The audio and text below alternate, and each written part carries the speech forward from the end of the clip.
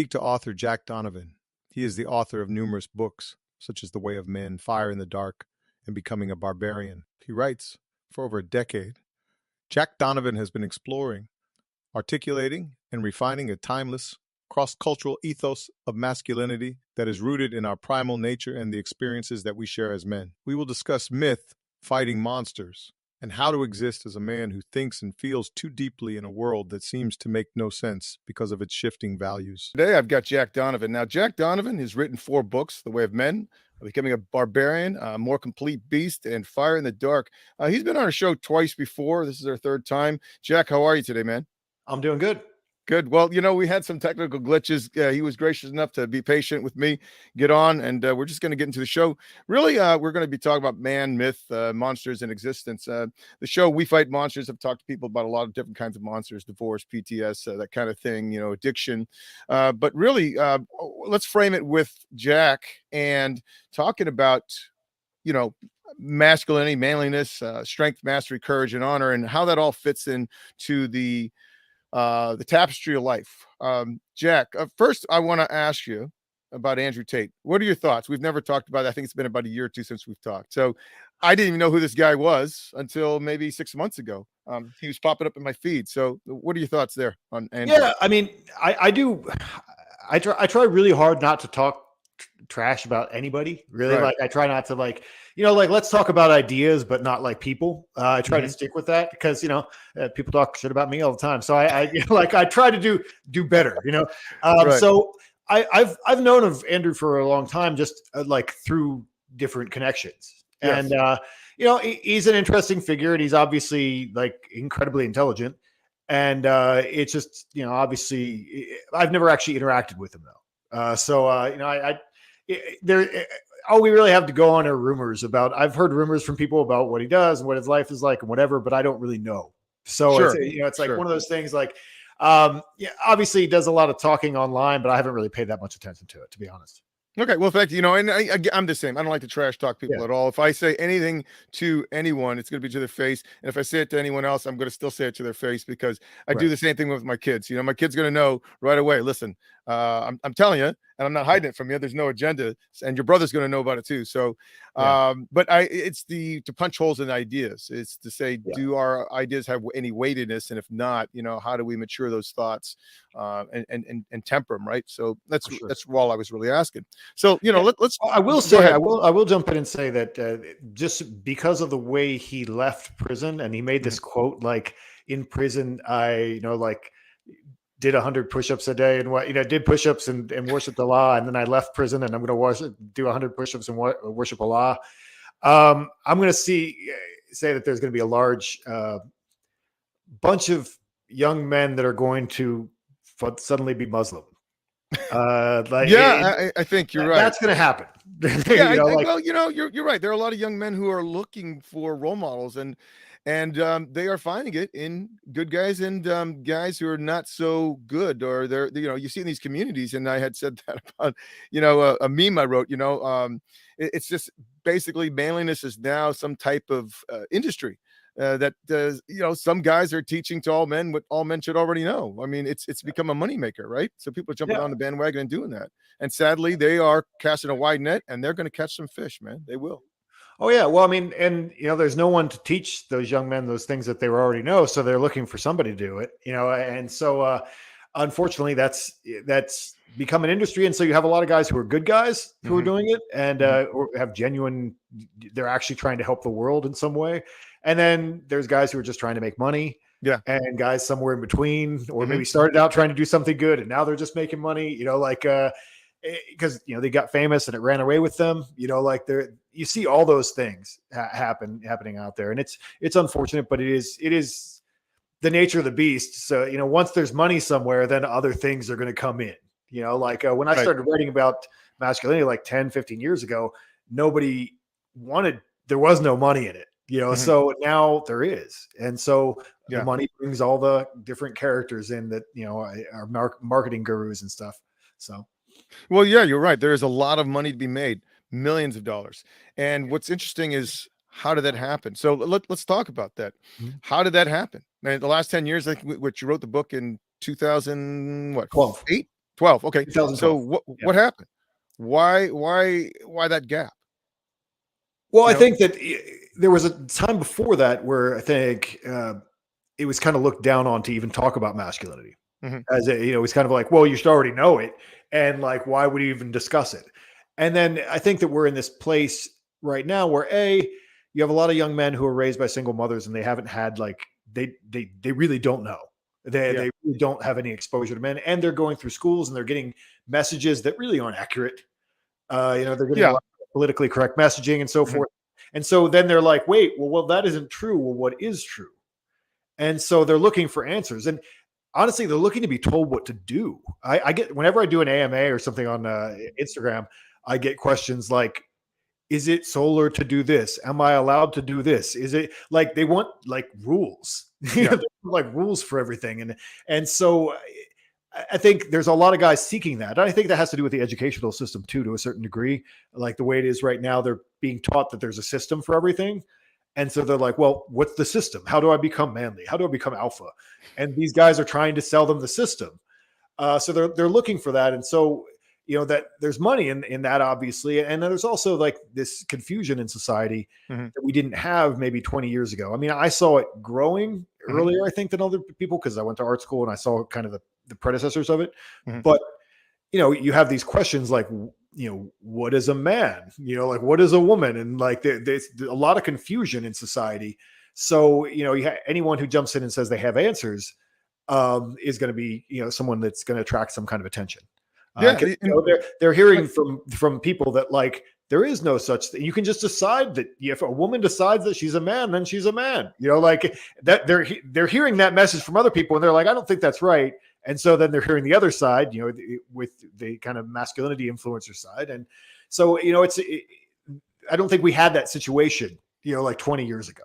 No, we didn't. And I think it goes with basically the loss of high culture. When I talk about the high culture, what I'm talking about, it was an excellent book, I think, written about 20, 25 years ago called The Culture of Elitism.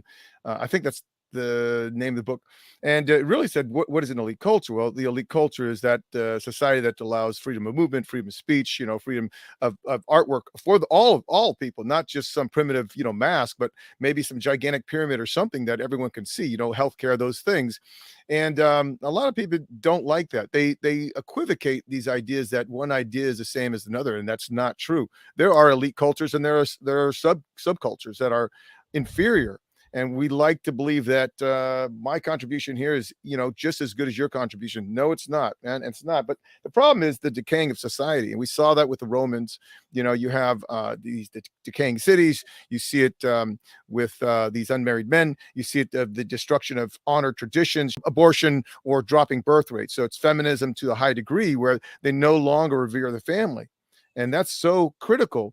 And education is now given to the public domain, and it's actually reversing. A lot of people are getting out of the public domain, saying, "Hey, I'm gonna homeschool," but it goes to public domain. And Marx and Engels were two of those who pushed the idea of feminism to take it away from the family and to disrupt the family. They tried in Russia as well and said, "No, the family unit is not important. We're going to make it, about this mass society." And so they dumb down society and they take away free thought. Whether you believe this or that, it doesn't really matter. You should be able to have free speech and free thought, right? And now we're controlling the way people think. A connotation and a denotation is now the same thing in a dictionary. Yeah. Yeah, it's really unfortunate because I've always been a free speech guy. No matter what I believed throughout my life, I've always been a free speech guy. That's always been really important to me. And to see that people act like that's not important anymore, like, do you know what follows that? That's bad.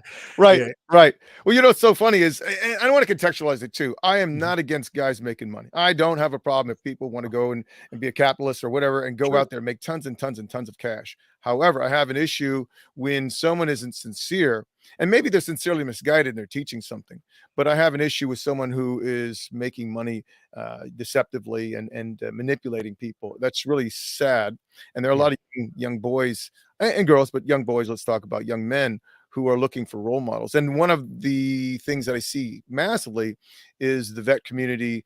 Well, you weren't special forces, so you're an airsoft nerd. Well, how about your next airsoft nerd is your next Navy SEAL? These young 16, 17-year-olds, maybe they rise up to the challenge and become someone to blow your mind, man. Yeah. Happens all the time. Yeah. A lot of these guys are nerds. I've met a lot of special forces guys. They were nerds to start with. Yeah, absolutely. So here we are today. And so we see this dumbing down of society, and it's so apparent to me. You're talking about words, and back in the day, you look at a dictionary, you had the connotation denotation, right? The denotation, of course, is the literal meaning of that word. And the more that it's used, it's going to be the first description, and the least it's used. Let's say there's 10 definitions of it to some varying degrees, but also the connotation is your subjective meaning, not the objective. And it's been so twisted and weird. And we see it with so many people who are manipulating others. Where do you stand with your idea of manliness, masculinity, and being very clear with people? What are you trying to achieve? I mean, is you're just your own little tribe, or are you trying to change culture? Yeah, I mean, in a lot of ways. In a lot of ways, I'm trying to change culture. I mean, the things I've done with masculinity specifically has been, all about definitions. Yeah. It's fun. I mean, The Way of Men was really a book about like, what are we talking about? What can we define it? And the reason why it's so important to define it is because of exactly what we're seeing right now. Is if you don't define it, someone else will. Right. And so if men can't agree on what they're talking about when they talk about masculinity, we have a really big problem. And that we're seeing the fruits of that right now. It's like no one wanted to talk about it. And now you have other people being like, well, it's whatever I want it to be, today. And then that creates a really big problem, because definitions are fundamental to order. That's how men order the world. Like we take a thing and we give it a name. Mm-hmm. When it has a name, that means there's a rule about it, which means it can only be that thing and it can't be something else, and that nothing else can be that thing. Like that it makes it specific, so it's exclusive. And it's telling a story about a thing. What is that thing? What is it about? Sure. And that's how we order the world. If there's a rock and we can't agree that it's a rock, mm-hmm. we have a problem. We have a major problem. We do. Yeah. And so that's true of everything. And so definitions are very important to men and in our sense of order. And by trying to change, making like, who's to say what it means? And that's what kind of the strategy of that kind of neo-communist thing that we're talking about is like, let's put all the definitions up for, up for grabs. Are you familiar at all with the work of James Lindsay? Why do I know that name? He started. I know that name, but I don't. Yeah, know why. He started a thing called a New Discourses, I believe, and he's really, really good at drilling down on like the history of communism and like the way it's being applied right now, like better than kind of anyone I've seen. Because you read a little bit here and there for years. I've been doing this for years, but he nails it. Like he's like, this is what they're doing, and they're trying to like just break everything because they have a religious belief that at the end of breaking everything, then something magical happens. And I'd never really put it that way. He calls them all Gnostics. And that so they just have to break. They're not trying to. That's why we see they're breaking things, but not fix. They're not breaking something and then building something new in its place. They're just breaking. They just break and break and break. And so like I thought that I've written a lot of things like that in the past, but he really nails it in a really academic way. I definitely recommend his lectures. You see that a lot. I mean, of course, Eric Blair, right? George Orwell, this idea of controlling language, controlling thought, controlling people. And that's there's this agenda. So let's get into that today.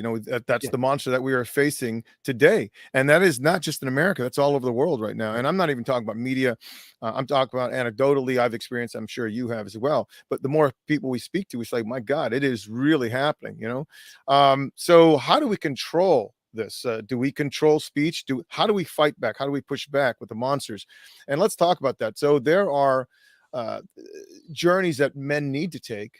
And, we talked about Joseph Campbell and this idea of men and myth, and this idea of going out like Luke Skywalker or Gilgamesh or someone who goes on a journey and they go away and they go out of light, they go into the dark, they go into the abyss, they cross the threshold and they fight whatever it is, and they come back and they either mature and they then grow, right? And so they teach society how to relate to whatever it is that they discovered cosmologically, or to God, or some idea, how do they see themselves in a wider aperture? And there are heroes that do that. We see it in history through religion, these heroes, or we can see it on a smaller scale with a lot of the thinkers. Now, I'm not going to say I support all of them, but they are out there, whether it's Buddha or Christ or Nietzsche, or whether it's Emerson or whomever. These are free thinkers, people out there and doing what they do. Where do you see yourself as a hero? Do you see yourself as a hero? And do you see you participating on a small scale, or do you see your work on a large scale, legacy, maybe 100 years from now, that it's going to be something that changes people? Well, I mean, I would like to believe that. I think I did some good things, and I think I said some things that are right. And yeah, I do see I don't see myself as a hero. I think that's that you shouldn't call yourself a hero like other people should call you a hero. Right? That's kind of how it should work, I think. Right. And if you're calling yourself a hero, you probably have a problem and you're probably being sketchy, Right. So I wouldn't do that. But and also people always forget the trauma of heroism. Like if you look at the myth of Hercules, he had to do those labors because he killed his whole family. Like he was made insane by Hera, and so you have that. But as far as the big picture of what I'm doing, I think one of the things I've been focused on lately is really drilling down on the different, chaos and order, and that's what I did a lot in Fire in the Dark. And then also, what is that chaos and what are we encountering? And I think it comes to, there's a conversation about nihilism that happens. And because I wrote a little piece about it a while ago about, talking about the kind of a dragon, and, because they always go out and fight dragons. That's kind of, a cross-cultural thing. You go out and fight a dragon or a beast of some kind. And what does that dragon say? And a lot of times what it's saying is true. And what it's saying in many cases is that that nothing that you do actually matters, and that you'll be dead and they'll forget your name, and no one will remember you after you're dead. And so just do whatever you want. Do whatever you want. Nothing matters. And that's what nihilism is, really. Like, do it. Who cares? Just do it. Just do whatever you want. Sure. And that's such a dangerous message, but it's not wrong, because most people no one will remember you in 30 years. Like after you're dead. You're right. It's true, and that's the lore of it, because they're like, well, you're not wrong. But at the same time, we have to decide how we actually want to live and who we want to be. And it's like, well, you get to be on this earth for however long you get to be on it. And, do you want to be the guy who's just like, fuck it, whatever, who cares? And just does really trashy things? Or do you want to live by a code? Do you want to have some kind of higher purpose or ideal? And that's the bargain. You can choose one or the other, and that's what free choice is. And so I think it's really, you were talking about influencers, and I said I wouldn't talk shit, but there's one influencer out there who I was shocked, because he's huge, and he was actually saying he was a nihilist, and he was telling people that he was a nihilist. Really? And I think, it was Alex Hormozy or whatever. And someone told me that after jiu-jitsu one day, and he's like, yeah, he's saying he's a nihilist. I was like, out loud? Out loud? He's saying that? Yeah. Right. Give me a real nihilist and throw him in the river and see if he swims out. Yeah. I mean, everyone's a nihilist. And I listen, I could never get into Fight Club. I love the movie, right? But I hate the ending. And it's so dark. And there's no any kind of person who's promoting the way, and that way is self-destruction, is total annihilation of life, is a fool. There's no answer there. And that's so easy. And that's why I hate these Hollywood trope movies where the ending is always the person dies and he gives her life and it's Christ-like. It's like, that is baloney. That is just saying, if you die, and and then we read into what the writer did never intend to put. We project our own sense of the meaning into it. It's just silly. It's just crap writing. It's terrible writing. But nihilism is just silly. All right. Give me a real nihilist and throw him in the river, man. See what he does. Yeah. He's going to cry and he's going to swim out. Yeah. Well, it's just, like I said, what he's saying is truth. Yeah. Like Yeah. that it's true, but it's so dangerous to say to young men. Yeah. Because he's like, so do what you want. No one's going to remember what happened when he has a whole bunch of like reels that are like, do what you want. No one's going to remember what happens after you die anyway.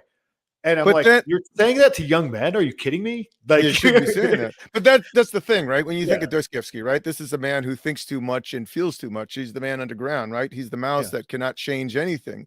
And he feels too deeply, thinks too deeply. And so there's this whole thing is that you know too much and yet you're powerless to do anything. I think Nietzsche could relate to that because there is a man who's speaking the truth. That's the problem, right? Is where do men go who think too deeply and feel too deeply? And there's not a lot of places. And so there's this reverence for the hero. There's this reverence for these guys who take the journey, but very few people come up with answers. That's the whole thing, like with Siegfried, right? He's transformed by the dragon, right? Gets the blood. You're supposed to come back with an answer. Hercules too, right? That we have to believe. Everybody believes in something.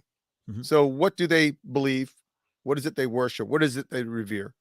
What are they sacrificing themselves for? What are they suffering for?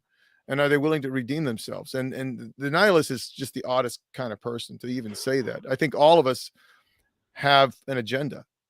And it's just odd to me. But the thing is not to get into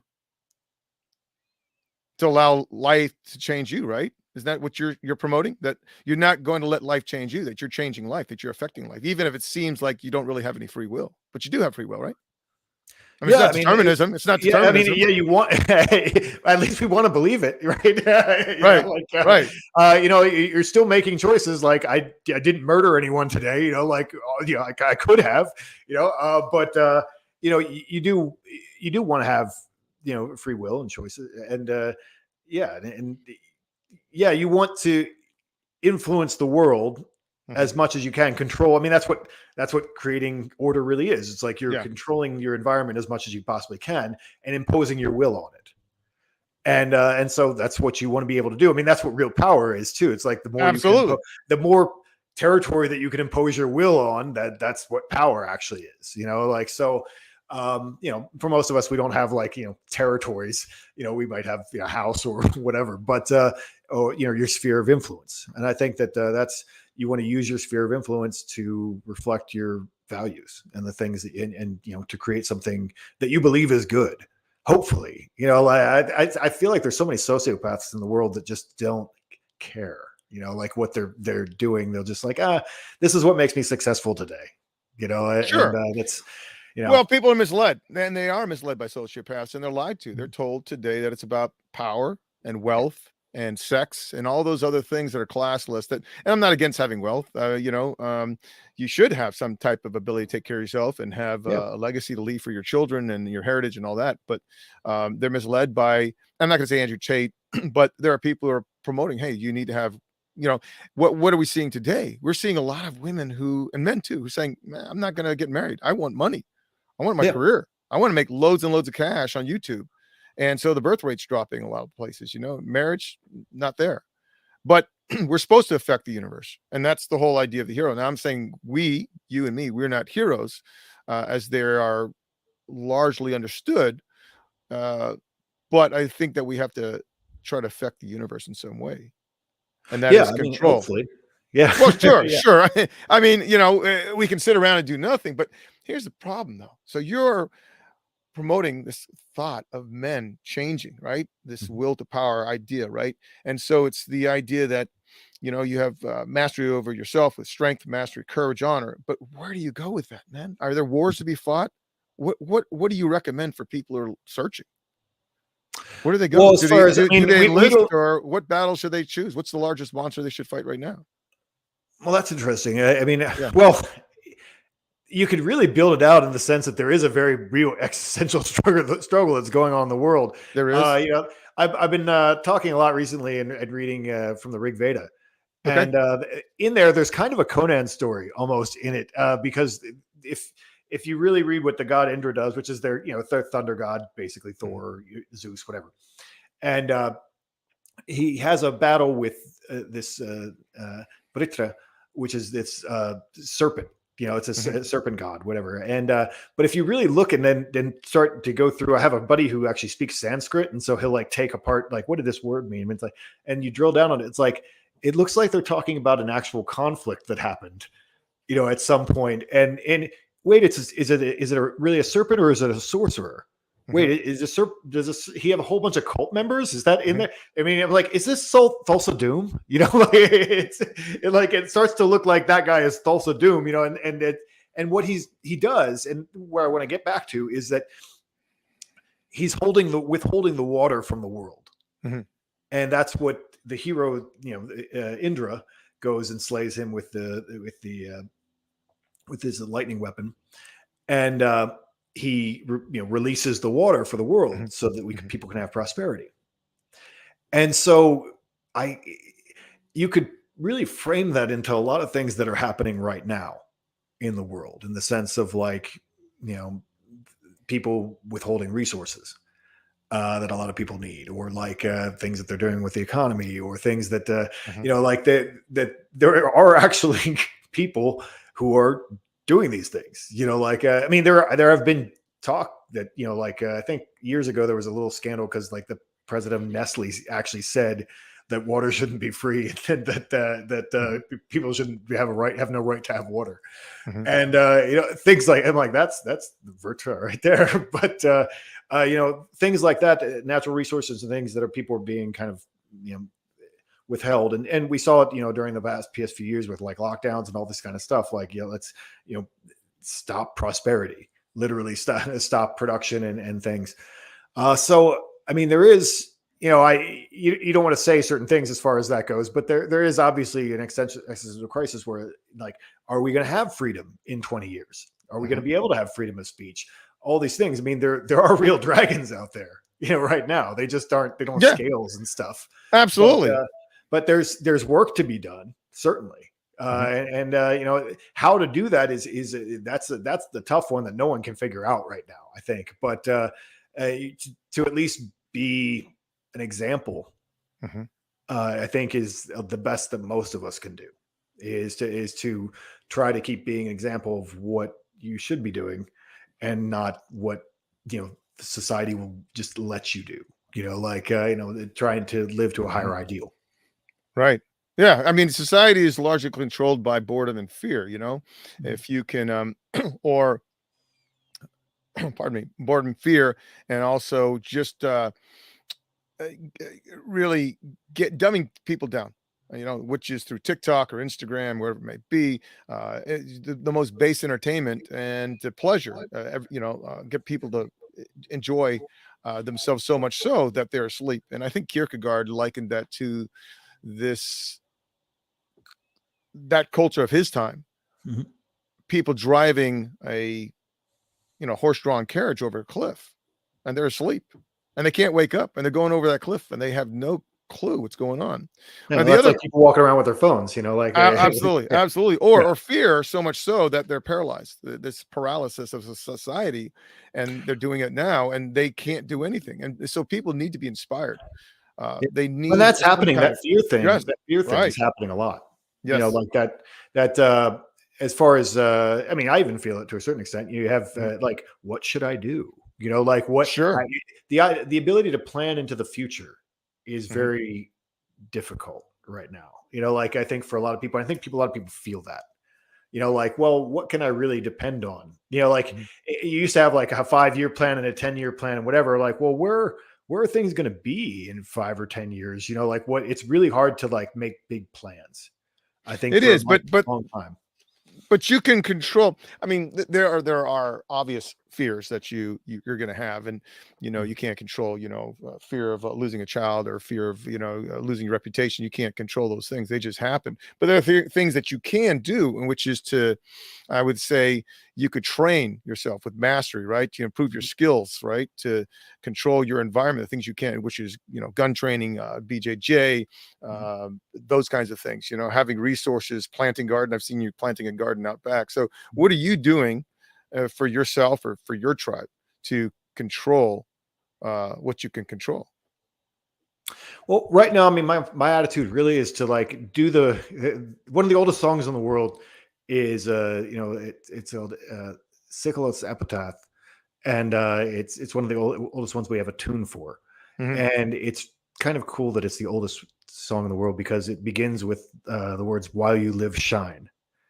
And I like that. which is beautiful, and Yeah. and basically the rest of the words are very simple, but it basically you don't know how much time that you have, and because it's a funeral song, it's like you don't know how much time you have, so while you live, shine.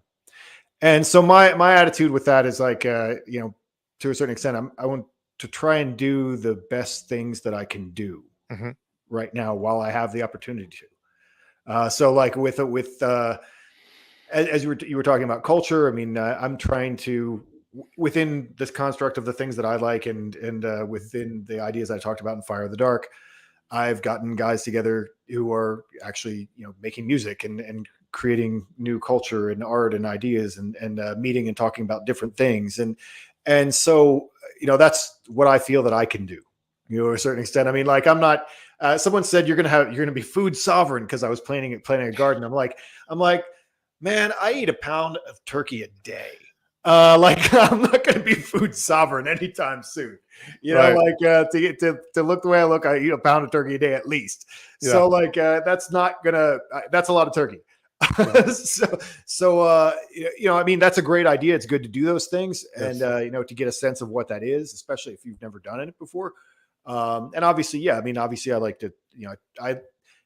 We all have different things that we're good at. And jiu-jitsu is I wouldn't say that I'm good at it. I mean, I think anyone who trains for a long time won't tell you that they're good at it, but it's something that I enjoy and something that I can do on a regular basis. So I do that, and I lift and all that. Health is really important, as we've seen recently. Like if you take care of your body and stay healthier, you're just more resilient to everything. That go on. I mean, I'm never sick. It's. I mean, you can't control anything, everything about that, but you can. Being healthy is huge in the way that it affects your quality of life and everything else, and your opportunities to deal with all these other situations that could come up. Because you don't know what the situation. That's the big thing. Everybody wants to say, "Here's what's going to happen in the future," and I'm prepared for it. And you really don't know what's going to happen. No, none of us. None of it. No. You can kind of just be a resilient, resourceful person, and then you'll figure it out. But you don't know whether you're going to war, or there'll be no food, or all of a sudden your money's worth nothing. Anything like that could happen. You really don't. You can't prepare for all of it. Not at all. But your posture, you can help people with their posture to have that confidence, right? And that confidence comes from what? From your skills, the skills that you have, that you practice. It gives you confidence. I was at an intersection in my truck, and a motorcyclist and his girlfriend got whacked, man. And they were in the middle of the intersection right there at the Fort Crossroads, and then downtown, and no one got out. And I said, "Are you kidding me?" So who runs out there? Me. I ran out there to administer first aid, call 911, because everyone else was just standing there. I don't know why. I'd say that I don't know the Good Samaritan law. They're afraid of being sued, or maybe they just didn't have any skills first aid and they didn't want to give any medical treatment, that kind of thing. So who knows? But the thing is, when you have that confidence because your skills, you've tested yourself and you're prepared. Listen, life is risk, right? You don't want to do things that are reckless, but you want to get out there and you want to embolden others. If they see you doing something, they're more likely to go out there and follow. And that's, I think, what we're seeing right now is that to break the spirit of the world. I'm not even talking about America. I'm talking about man's spirit. And it is to tell you that everything you believe and that everything that you know is not true. And that's really comes down to how strong is your belief system? How strong is your belief in God, or you yourself as an agnostic or atheist? What is it that you believe? And so you wrote the book Fire in the Dark. Let's talk about this idea of carrying fire. So have you ever felt like you were in existential crisis mode? And if so, what did you do to get out of it? Me personally, existential crisis. I mean, probably, and probably many times in my life. I can't really put my finger on what that would actually be. To be honest, as far as like, I've always had a strong sense of self. I think a lot of people don't know who they are, and what that person is changes over the years. But you have to. I've always had a strong sense of like of myself, and I've always liked myself. A lot of people just really don't know who they are, at all. That's a thing that a lot of people have, and I've never really had that. I do. You continually refine who you are, but a lot of people just don't know. And I think that that's one of those things that then you have to be put in a risk situation, where you have to put yourself in risk situations where, then you can kind of bounce off things and figure out what that is. Like, that's what, that's why, you do something like, jiu-jitsu or any of these other training things where you have to be put in a weird situation where, an uncomfortable situation, and then you respond to it. And then you kind of find yourself in that. And that's why it's always so good for people to like travel and do all kinds of other things so they can figure out what they like. And have the confidence to say, like I said, all these people are looking to be told what to do, to have the confidence to say, I like this and I don't like that. I mean, that's a lot of people wait to see what other people say and then say it too, which is kind of sad. But yeah, I mean, I think that's something that people have to figure out for themselves, I think. And people are followers, unfortunately, a lot of times. Yeah, a lot of people are followers, and we all follow something to some large degree or not. I've just turned off TV. I watch old TV shows, from the 1950s or 60s. Everything is so debased and perverse. It's just bizarre to me. It's just the heroes that we have today are not the heroes that I admire. And even the TV shows, everybody's going back to the outlaw Josie Wales or anything with Chuck Bronson, and it's just kind of sad what the new heroes are. These archetypes that they're trying to create. So, well, let me ask you, if favorite action movie or hero in a movie? Favorite action movie or hero? I mean, so many good movies. We've been watching samurai movies in my group, but right now we just watched Seven Samurai. It is one of the things in my men's group. But Outlaw Josie Wales is good. Yeah. I tend to watch lately. I tend to watch those long series, the HBO kind of stuff, like, because the story arcs are so big, like it's like you can have a lot of depth in that, even if it's crap.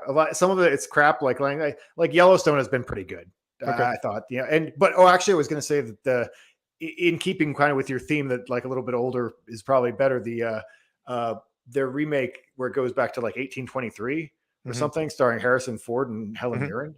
Yeah, I've heard of it. Haven't seen any of those. Yeah, that's actually it's wholesome. It's really good, actually. Yeah, I like that a lot. So we watch these shows and we watch these guys and we want to emulate them, or we think that we're somewhat like them. You have your peers, man, and you have your men's group you talked about. What characteristics do they have? What do you think that men should emulate? Well, I guess to answer your last question, I guess my thing right now, just because of writing Fire in the Dark and talking about solar ideas and all those kind of things, I kind of locked in on Man of Steel. Actually, that's I could watch that 1,000 times. And like once I realized I was never a Superman guy, but then once I locked on to he's powered by the sun. Yeah, he actually is doing the Hercules myth because he has parents that are basically aliens. And so a lot of mythological heroes are adopted because their parents are like Zeus or something like that, And so like he's adopted, so he comes from aliens, and he chooses who he wants to adopt these people and save them.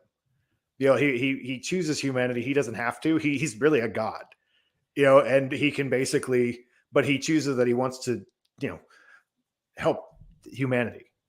And so it's once I kind of keyed in on all of that, those aspects of that, I was like, this is everything. So, and it's a really well executed movie. So that was I guess that's my best answer to what's your favorite movie like that. But now you're talking about Man of Steel. That's the one with Zack Snyder. Yeah, that one is fantastic. I watched it twice a couple years ago. That one is fantastic. And in fact, if I recall, is it that one, or maybe I think it was in the trailer with the other with Brandon Ruth, and it was this Marlon Brando speech, right? And he basically says, live as one of them, discover your strength and your power, and then give it to these people, serve them and show a way to, light the way, show the way. and show the capacity for good. That is very inspirational, and there's no embarrassment about that at all. That's fantastic, man. Yeah, no, it's the one as far as I'm concerned. Yeah, so. I agree. All right, we can do knuckles on that. So it is pretty cool, Yeah. So your peers, and you hang out and you do these things, watch movies, and try to encourage one another. How about men who do not feel connected? They feel disaffected in some way, and maybe there's a wound that they have. What do you recommend? I mean, you're talking about these tribes and building tribes, but there are a lot of guys out there who don't know whether it is some type of injury they had, psychologically, spiritually, physically, that they feel is a wall to connection. What are your recommendations? And outside of counseling, Right. but is it some psychological issue that they have? I mean, is it bad ethics, bad metaphysics that they have that's affecting them? Well, I mean, they cannot connect. The American mythology that we just talked about. I mean, you go into like, your spaghetti westerns and Clint Eastwood things and so forth, and the angry, broken loner is kind of an American ideal and very romanticized. Yeah. And so I think a lot of guys key into that. Like they had something bad happen to them, and they kind of key into like, I'm the angry, broken loner. And, like I just roll like tumbleweed from town to town, and like I can't be connected to anybody, and I'll do a good deed, but then I'll move on because I can't, Mad Max is that way. Sure. Like you can't really like connect to anything. But that's all Hollywood myth, isn't it? It's all created. Yeah. I mean, we have in mythology, but what I'm saying is the people writing these Hollywood scripts, and they are then feeding that to millions of people, right? Potentially billions of people over a decade. They are a bunch of dorks, nerds, man, in Hollywood, have never been in a bar fight in their life, never been in combat in their life, but they're writing these scripts, or 4 or 5 guys writing these scripts, and they're promoting it, and people are like, wow, that's what I want to be. That's not reality. I think it's based in the idea of freedom to reign in capitalism, right? The richer societies, it's not communal living. And so there is no communal living where everyone is participating and helping. It's like, hey, I'm 18, I'm out of here, I'm gonna live on my own, be on my own, have my own house, my own car, my own girlfriend, my own. Is it like that or no? Well, yeah, I mean, that's what I think. The guys that you're talking about who can't connect to things, I think that they romanticize themselves in that particular way, and they have all these mythologies that they're allowed to like absorb, and it makes them not deal with the problem that they just have problems. They have bad people skills. Like you're like, it's like, no, you're not like a romantic loner who's too good for everybody. No, you just have bad people skills, and you need to like actually interact with other human beings. Like that's, I think if we could break that for a lot of those guys, like, like, no, it isn't like you aren't better than everybody else. You're not so much better than everybody else that you shouldn't be able to get along with anybody. Like you're not such a high idealist that no one can understand me. I mean, like guys get like that all the time. And it's like, enjoy life, and you have to connect with other people, because otherwise you don't have a network, and then you're just the lone wolf guy. And, if anything happens, in your life, who are you going to reach out to? Who's going to be in your system, Yeah, I find that so masturbatory. I think it's these people sitting in their high towers, just like, no one can understand my pain, and no one can understand how brilliant I am. And I'm going to write these tomes. I'm a monk in a high tower, and they're never going to understand how brilliant I am until 200 years after I die. And it's like, oh, brother, come on, get out there. And then you actually have those charlatans on the flip side who think they're the greatest, and they are selling you a false bill of goods, saying, hey, I know the way, follow me. And they have, no issues with being a part of society, but they're really wolves in sheep's clothing, and they're, or just not, they don't think very deeply, or they're not there yet, but right. we're so encouraged, especially like now, I mean, in the space that I and you are in terms of like, everybody's supposed to make these reels where you tell people how to really live their lives in 5 seconds.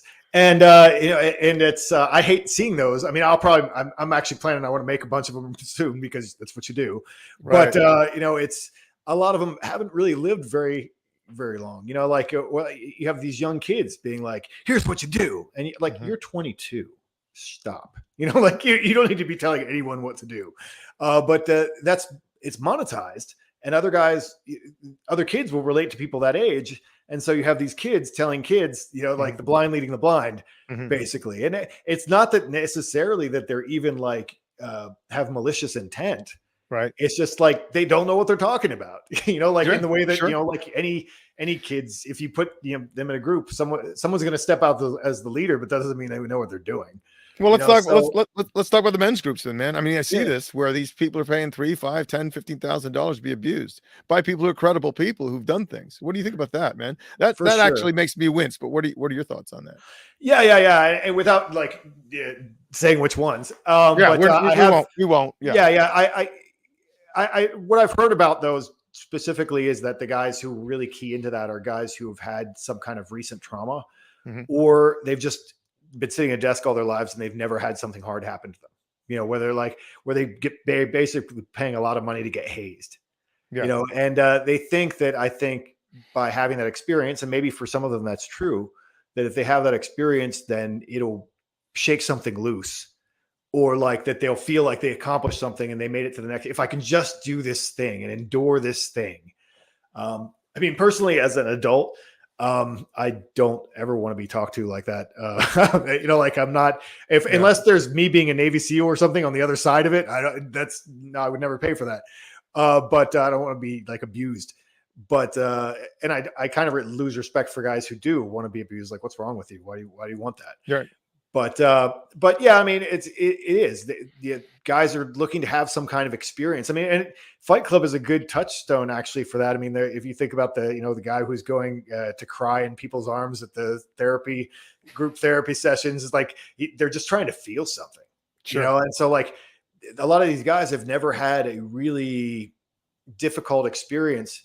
Me and my buddy joke about this because we both had blue collar jobs. He's had way worse blue collar jobs than I have, but we see these guys getting in the tubs of ice water, and they're like, "You got to do something hard in life." I'm like, "You have never had to do a hard job in the rain, you have never had." I was talking to a guy today, and he was telling me he was crawling into sewage as a plumber. And this big septic tank he was in, he said it was terrible, but he said he needed the money, he needed that job, and cleaning tampons out of the pipes and all this other stuff he's doing. Like, no, thank you. Yeah, I mean, I've done jobs that I had to do things I didn't want to do just because I needed the money, and that's like if you've been in that situation, this must seem very bizarre to you. These guys have to sit in cold water. I mean, regardless, sometimes whatever the benefits are physiologically or whatever. But a lot of them for them, it's like I have to do something hard. I have to do something hard, and it's like my buddy, he's like, I've been out in the rain and minus 15 together welding, where my pants were stuck frozen to my leg. Yeah, like whatever. I don't need to sit in a bath of ice water. I got it. But that's the thing, right? So they are going out there to experience. And maybe it's transformative for them, right? Yeah. One event that changes them. But I would think that after the afterglow is gone, they're back to normal, man. And that is just, it's like getting hooked on religion, that one moment you go to this camp and then like, I'm fired up. And then you realize they're back to old habits. Or I see it with detox, man, when people are kicking the drug and like, I made some good friends in there and man, I'm changing my life. And like, they're smoking dope again, man. They're shooting up. And I've seen that. Yeah, you need the support system. Yes, you need the support system for that, and it has to continue. I feel that way about people. People always say like men's initiations and stuff like. I'm like, well, what are they being initiated into? Exactly. Right. Okay, you went and had an experience, and a lot of those experiences, I think, are primarily cathartic. Like we all did a thing together, and we felt at the same time. Yeah, which is cool. But then if there's no follow up on that, and you aren't continuing to do a thing, you aren't continuing on a changed life path, then that was masturbatory. You basically just went out and you're like, we felt something really hard, and then it went away. So you want to have that. Yeah, I went to a couple of AA meetings, and I'll tell you, this was 30 years ago. I'll tell you, there was a gal I got up, and she starts telling stories. Now, my buddy was a real hardcore drug user, and one of the guys was there, and he blew his face off with a shotgun. He actually shot his lower mandible off, and he had winced, turned his face to the last minute, and he blew off the lower chin, and they reconstructed it so he could kind of talk, but his mouth was the aperture was about that big, and he could kind of talk. And he said he was a hardcore drug user and biker, and he could not escape that life, and so he survived. So this gal starts telling the story, And my buddy and the other guy says, this woman is so full of baloney, man. She's never done any hardcore drugs, never shot up nothing. But I think a lot of these people, it's a stage. They get on there to talk about their issues because they don't really have issues. Their issue isn't the drugs. Their issue is that they want attention and they want to be in a group to talk about baloney, silliness. Yeah. And there are hucksters and frauds and charlatans everywhere, you know? And so listen, I am not against anyone who wants to go and be initiated. If they're paying money and they want to be abused, that's your money, your life. You do it. Yeah. At the end of the day, my concern is more with the charlatans who are out there and leading people the wrong way. So let's talk about hooks. Do you have hooks? I mean, you know, some people, they put hooks in everything, video games and drugs or whatever. Do you have hooks that are, what do you consider hook? Working out? I mean, what's healthy for you? What's a healthy hook for you, or a destructive hook that you noticed that you were getting into, and what'd you do to get out of that? Well, a healthy hook is definitely working out. I mean, I people make that like it's a terrible thing that they have to endure, and like Right. it's actually what I do to avoid doing other shit at this point. Like I like going to work out, you know, like if I had taxes to do, I'll be at the gym, you know, like I don't want to do that. You know, I'd much rather go to the gym. I mean, that's definitely a healthy addiction, I guess. You know, like what am I going to do in the morning? I don't know. I guess I'm going to go to the gym. Is kind of how I wake up every day. And so if I don't have a list, that's what I do first. So that is one thing. And obviously, you know, jiu-jitsu is a healthy hook. And I think after a while tracking food, you know, like just to look a certain way or whatever, I had, you know, I've tracked it's so easy for me to track my food. People make it like such a big deal. And like we have. What are you talking about? Counting calories, or are you talking about tracking food? Like capture. Okay. All right. Well, yeah. I mean, now it's like you just scan stuff in. You know, like it's like, oh, this is how, you know. It's this numbers game. Yeah. You know, and so like I'm pretty streamlined as far as like eating and things like that go at this point. It's like, oh, I know that today I'm going to have 2 8-ounce turkey sandwiches and 2 Metrix bars, and then there's a little bit of leeway in there, you know, like so it's you know, I guess that's a little bit of a healthy addiction too. You know, so that's a good thing. So where do men journey today? Right, the topography has changed, right? Or there seems to be less to journey to these faraway lands. You know, you don't put on a sack and your armor and go off to an adventure. Where do we do? Does that still exist? Will that change maybe in 50 years or 100 years, possibly with a war? You know, a massive war where the lands are changed. Is only in our minds now, emotionally, psychologically? You know, spiritually. Well, I think that is what it's all internal now. Well, that's maybe that. Well, like you said, because what we're talking about with a lot of these groups and things that we're talking about, like first world problems, right? You know, like they don't have any real problems, so they have to create them, and then they don't have real struggle or strife, so they have to create it. You know, which I guess it's better that they create it than that they don't. But that's also why people create drama, right? Because they don't have any real drama in their lives. They just create drama for no reason, which is probably a bad thing. In most cases, it is. And we don't have any more. There are no more continents to discover, right? Mm-hmm. There's no more. You know, most of the mountains have been climbed. Yeah. You know, so that is a different thing of a different situation that we have than 200 years ago. You know, these great, think about these guys who went to Antarctica and all these things. They had these, you know, what can we do in the world? What can we discover? That's very exciting. And there is still stuff like that. I have a guy in my group who actually has some mixed gas diving records for, you know, deepest wreck dives and stuff like that. He's gone down to the bottom of the ocean and gone through like shipwrecks and stuff. You know, that's, there are still unexplored things in the world, you know, so people can find things to do, but yeah, for most of us, it's few and far between, you know, they're hard to find. And so you got to have a little tourism, you know, which is, you know, like rather than really adventure, you have tourism, like let me pay for an experience. That's what you go on Airbnb and we're like, I want to sign up for an experience, you know? Oh yeah. No, it's terrible. My brother went to Rome and he said it smelled so bad. It was so terrible. So many tourists, the lines were long. And he said, I'm going to go down to Sardinia, I think it was, and he just had a blast. They went, you know, the route less traveled, and they had so much fun being away from the tourists, you know. My dad, I'll tell you a funny story. Back about 30, 40 years ago, he was in Egypt. He was climbing the pyramids. He wasn't supposed to, and he was wearing shorts, and his shorts ripped open, so he's dangling out. And the I don't know, security was out there with a big stick whipping him. Like, you filthy American. He's trying to climb down these rocks with holding this tackle, right, going down. And I said, Dad, it's a terrible story, but embarrassing. He said, "You filthy tourist."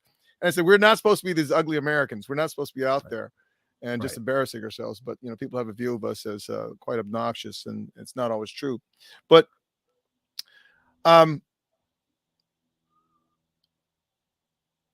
as far as where you're at, are you happy where you're at right now? Or what is next for you? You've written 4 books. Do you want to write 5, 10 more books? I mean, what are your plans? I don't have a book in me right now. You know, when I do, then I'll address that. But they kind of have to like bubble up from the ether. Like, oh, this is a good idea. This is what I want to talk about right now. But I started a men's group this past, it hasn't even been a year yet. So past like 6-8 months. And I've really been trying to build that. So that's my job every day right now, is that I get up and you have something similar, I think, in some way, some community that you have. And where I get up and say good morning to these guys and see what they're working on today. And that's been really positive in a lot of ways. And it's an interesting job. I feel like my job is now to like help guys make friends. Like I'm like, oh, hey, we got two new guys in Canada today. Like, hey, send the Canada guys over. And they're all excited about that. They have new friends in their circle. So I'm excited about that, and I'd like to see that grow. We did our first event recently, which is where we tried. It was basically a symbolic thing that we did, which was like the story from Fire in the Dark, where basically, the way pretty much everything has ever happened in the world is that, a bunch of men leave where they are and they go somewhere else, and they, set up a camp and they start a fire and then create, a new reality. Yeah. And so we basically enacted that. Like, we went on a 1-day backpacking trip where everybody, packed their tents and went out, and then 4 miles out in the desert, and then found a place to like set up a fire, and then did that. And that was kind of did a ritual involving that, and then backpacked out. And that was the first of many things that I'd like to do that are like that. And because of all the stuff that we've talked about the charlatans and the people who are just doing a thing to do a thing, or because they saw, it's like, it takes me a long time to come up with this stuff, because I want it to be very intentional and not bullshitty, and not just cathartic, and not like all the stuff that we've talked about in this podcast. How do I do something that's authentic and that is that meaningful, and not just like an experience? And that weighs on me a lot. So I think about all those things. So I've been working really hard on that. And I think that we're going to have another one in the fall. And, I think the guys were so psyched about the last one that they're actually having one without me, I think, in California. So I'm excited about that, because that's kind of what you want to do, right? You want to give them an idea and let them run with it. And so I think we have one guy who's like an ex-Marine who's going to run like a firearms, like, thing with these guys, a firearms course or whatever. And then they're going to hang out and do the same thing that we did. And so I'm excited about that. And we had 2 guys. We had guys in Sweden and Ireland create a song and release a song that was really all about idealism. But it was actually good. Like, I wanted to listen to it over and over again, which is, normally your friends make something, you're like, hey, good job, man. And but no, I really liked it, and so that was exciting. And I actually have him working on something like that for me, where I talk about the dragon of negation in kind of a speech, but he's going to orchestrate it. So the guy who did that, because he's really good at orchestrating, kind of Hans Zimmer stuff. So he's going to orchestrate that for me. So that's a creative project that I'm working on that I'm excited about. So we'll see if that turns out to be ridiculous or good. I hope it's good. And, so it's all these levels of creation that I'm working on with that is what I'm excited about right now, and building that out. And hopefully in, 5 years, we'll have 500 or 1,000 members, and that's a whole different level of what's going on. And I'll just be flying around the world to like do fire rituals and give talks and stuff to these guys who are into this very specific thing.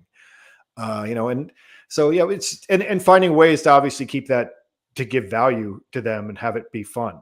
You know, like that's why we started these theme months. Like we're doing samurais and kettlebells this month, and so everybody's watching samurai movies and reading like Sun and Steel and the Hagakure and stuff like that, and talking about those during our meetings and so forth. So, yeah, just I think creating some kind of new masculine culture that can pull from everywhere is really what I'm working on. So that's my direction right now as far as, and yeah, there'll be little writing projects in there, you know, but that's the big picture for me right now. That's fantastic. It sounds like you want to do everything organically. That's not deliberate, forced. And I agree. I mean, you are a creative type. You've always said that. But it's so funny though. Also, your external projection it seems very positive. It doesn't seem like someone who's just very negative person, the tats, the bald head, the muscles and stuff. And so it seems like, okay, you got to be angry and depressed, and you have to be, you know, this person who's destructive, and that doesn't seem like you. So let me ask you: is that a switch in your thinking? Were you that way of men, or was there some type of transition, or have you always been like this, a very happy kind of person? Or my sense of who you are seems to be a positive person who wants to change culture in a very constructive way, not a destructive way, which is very easy to do, is destroy. Yeah. No, I mean, I would say that I've always been positive in that way, for sure. You know, like, you know, everybody goes through, you know, ways of finding themselves and figuring out who they are and what they're doing. You know, like if I had to do tattoos again now, probably wouldn't. But that doesn't mean they're wrong. You know, it's just, you know, like now I probably would go a different way with it. But, you know, and you know, certain things, you just look how you look, and the older you are, you just look meaner. That's just kind of the way it is. You can't really help it. I was doing a video for these guys the other day. I was just kind of like, I had the camera on and I was working out, and some kid walked up to me and asked for me advice on like working out stuff, like some random kid. And I'm like, I'm watching the video. I'm like, I look like a mean person. Like, you know, I'm just there like, you know, and you know, but I'm being nice. I'm saying nice things to this kid, but you know, it's just, I think as you get older, you know, you're bald and you have a beard, you just look mean. That's the way it is. But no, I will say that over the past few years, I mean, obviously, I said like the way of men definitely came from a more angry place. I mean, I wrote that as a delivery guy. You know, I was just a blue collar delivery guy, going through all the indignities of what that is compared to like, you know, now I don't have to do all that stuff. But you know, going through that. So yeah, but it connected because there are a lot of guys like that, you know, like there are a lot of guys just out there making a living and doing what they have to do.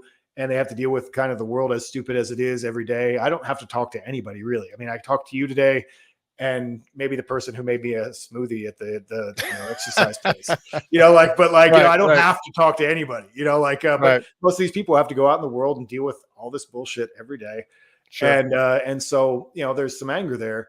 Now, because I felt like a lot of things were pushed in a dark direction, like all my stuff was skeletons and so forth. And it was for a good reason, but young men, I think specifically, tend to focus on death imagery because they're looking for monsters to fight, right? You know, like that, they realize they have to go out and encounter darkness to become what they are. And so men tend to associate themselves with this kind of dark imagery a lot of times. You see it, especially with young men. Yeah, like whether it's rap culture or whether it's like heavy metal culture or whatever, it's all like super like dark, angry demons, monsters, all that kind of stuff. And you know, but as you know, an older man who's trying to like set an example, I'm like, well, you can't just be about the things that you're against. You have to figure out what you're actually for. Like, what's your positive vision of the world? Yes. And so now I'm a little bit more focused on what, you know, trying to present, well, here's what I think is good, rather than here's the things that I'm angry about. You know, because I'm still angry about things. You know, I'm definitely still angry about things. And I think that Stoicism became this popular thing. It was popularized by some people who probably didn't really understand it very well, like Ryan Holiday or whatever. But people, you know, thought that they weren't supposed to feel emotions anymore, instead of the fact that they were supposed to control them. You know, like you decide you can feel whatever you want to feel, but you know, you have to control your actions. And I think that's the difference in how you display those emotions and whatever. But you know, I think that it's important that we're still angry about the things that we should be angry about. You know, it's like if you're not, you know, like the old saying, like if you're not angry, you're not paying attention. I think we definitely should still be angry about things, but also we have to think, that's one of the big problems that conservatives have had in many ways, is that they know what they're against, but what do they know what they're for? Like, do they have a positive vision of the future? 100 years ago, where you would have been like, in the year 2000, we're going to have like flying cars and all this stuff, where's their positive vision of the future? I think is the real problem for a lot of these people. They're just trying to hold back what's happening, but they don't have a better sale. And so that's kind of my focus, is to like, what do I like? What is everything new bad? Because if everything's new is bad, you already lost. You have to come up with something new that is good. And that's how new cultures form, and that's how new things happen. So that's kind of where I've focused my energy at this point. No, it seems very good, very constructive. I think about that old Twilight Zone episode with Billy Mummy, and he has the power to make everything real. He's just an angry child. Everybody's like, you don't speak up. If you let him read your mind, hear what you're saying. He's gonna turn you into a turnip or whatever it is. And if we give people all the tools, all the skills, or whatever they need, or all the resources, or even the power, these people are going to build an upside down world, man. They're going to build a bizarre world. But people I find many people are very largely imaginative. You win $1 billion, so I'm going to get, drugs, fast cars, and women. That's it.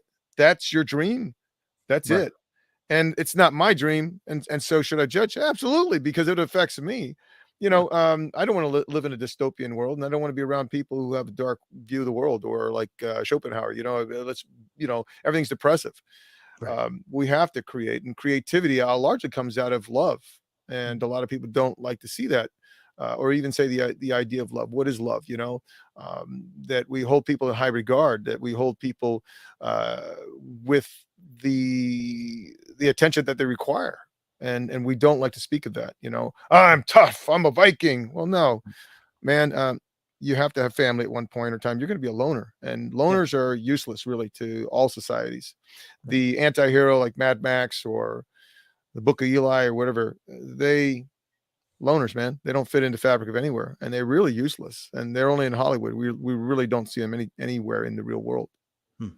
So, but I appreciate you coming on, man. Don't go anywhere if I end this recording, but tell me what's next in the next month for you. You doing any conferences or anything like that people should know about? Is there a calendar they can check? Go to your website. No big events. I'm going to try and compete in jiu-jitsu, I think, this month. So wow. Really, yeah. I mean, who knows? I mean, if another old guy signs up in the right category, then I get to do it. But we'll see. If not, I'll probably do that sometime later this summer. But I'm kind of on hold until that happens, and then after that, I'll probably plan some travel and do some things like that. But no big events. Just like I said, working on this the Order of Fire and group that I have, and putting content from that out and getting that out in the world. Good. Guys, please check out Jack Donovan. You can check out his books, The Way of Men, Becoming a Better Barbarian. I'm Becoming a Barbarian, More Complete Beast, and Fire in the Dark. These are books that you can get on his website. You can also get them online, I believe, on Amazon. And again, we're going to talk about monsters, man, myth, and this mythology of the hero that goes out, that essentially, there's some type of suffering, sacrifice, and some type of redemption, that men go out there, and whatever wound they have, whether it's a moral injury, whatever it may be, a physical injury, that they are going to do something constructive about it. There's nothing good that comes out of destroying things, just to simply destroy things. So please check out Jack, a very smart guy, and just a good guy to talk to. Jack, thanks for coming on the show, man. No problem, man. All right, guys, thanks for watching. Please like, share, subscribe, and we will see you next show. Take care.